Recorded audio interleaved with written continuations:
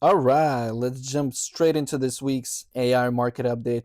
Apparently, they're calling it the worst week of 2026. The SaaS apocalypse is here, and the data is all over the place. So, yeah, let's get rock and rolling.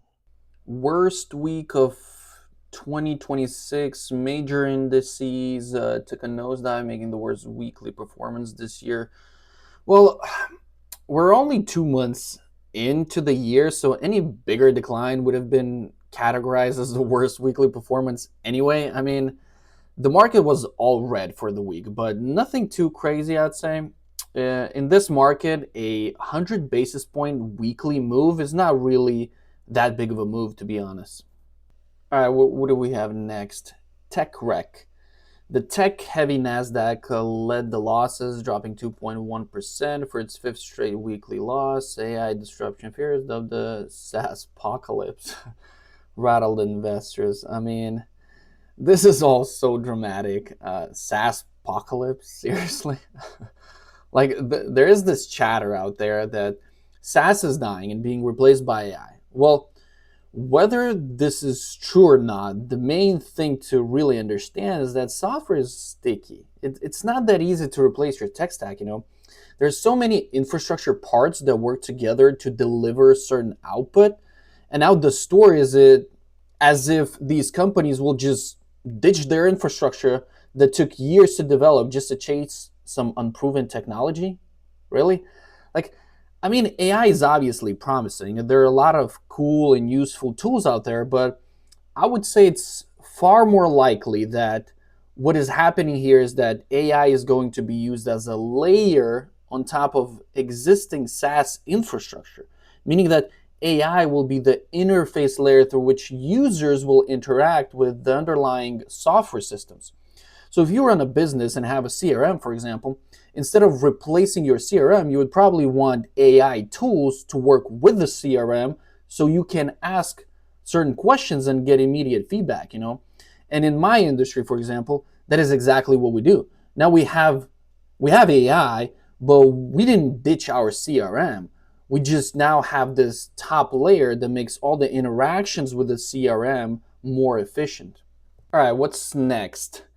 Inflation cools, jobs hot, a mixed bag of economic data. CPI inflation came in cooler than expected, but the January jobs report was much hotter than anticipated, keeping the Fed on its toes. All right, so last week was pretty interesting because the data that came out was actually pretty good. Inflation came at 2.4%, which was lower than 2.5% that was anticipated. And the job report just absolutely smashed the expectations. And it came at 130,000 jobs that were added versus 70,000 jobs that was expected. Now, keep in mind that a lot of this growth is coming actually from the healthcare sector, which is not really a good barometer for economic growth. So if you think about it that way, if healthcare is growing and adding jobs, that kind of means that your economy is either getting old or sick, right? So from this report, I would say that the only positives are that the government shed 42,000 jobs and manufacturing finally started seeing some job growth with 33,000 jobs that were added in January. Also, guys, it's always good when the government gets leaner. Since, I mean, the government is by far the biggest black hole in the economy. The government quite literally destroys value in anything it touches. The only thing that they're pretty good that I can think of is spying on Americans.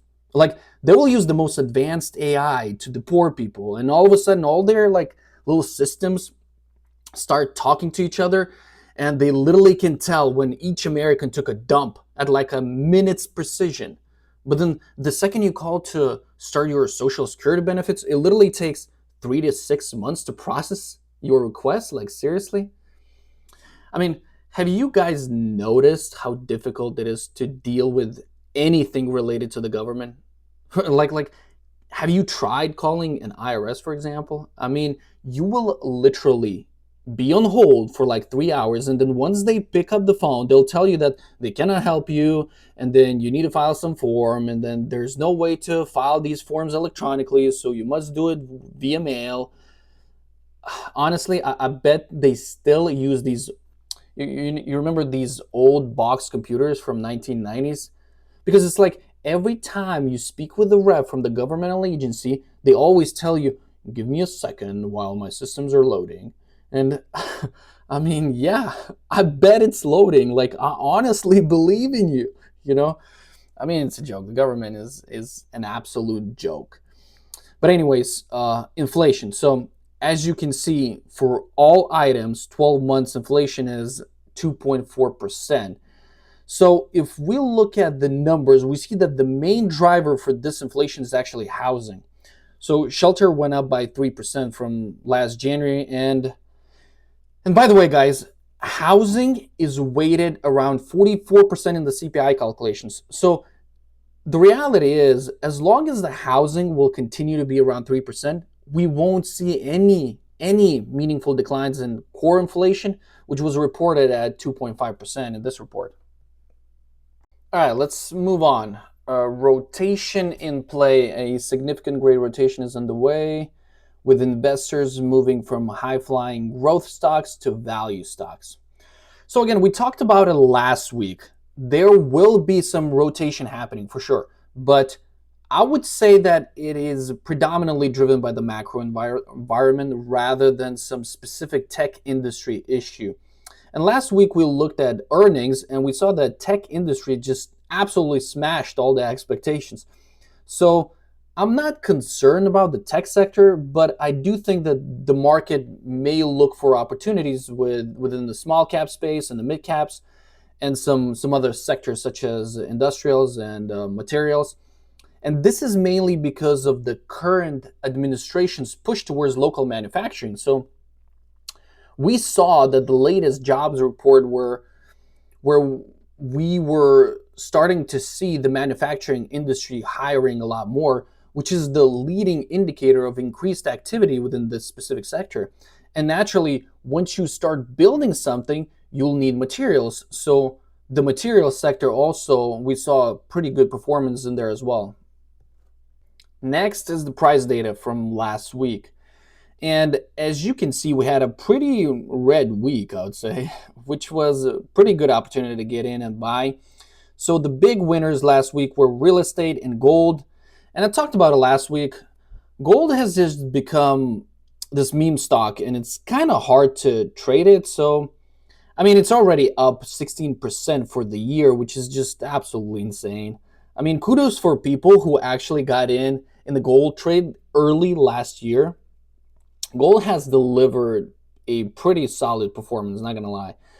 Anyways, we also see the dollar taking it to the shorts. I mean, the dollar just keeps sliding every week, honestly. All right, now economic data recap. Okay, jobs report, we already covered that. Inflation has come out cooler. Okay, next, retail sales. Okay, retail sales flat for the month. So that is significantly below the zero point 0.4 expected. And by the way, guys, this is for December and not January, right? So if we look at the report, so we clearly can see that the biggest increase came from building and materials. So again, this is just more evidence for us to support the pricing of these two sectors, and it just gives more reasoning as to why they've been going up lately.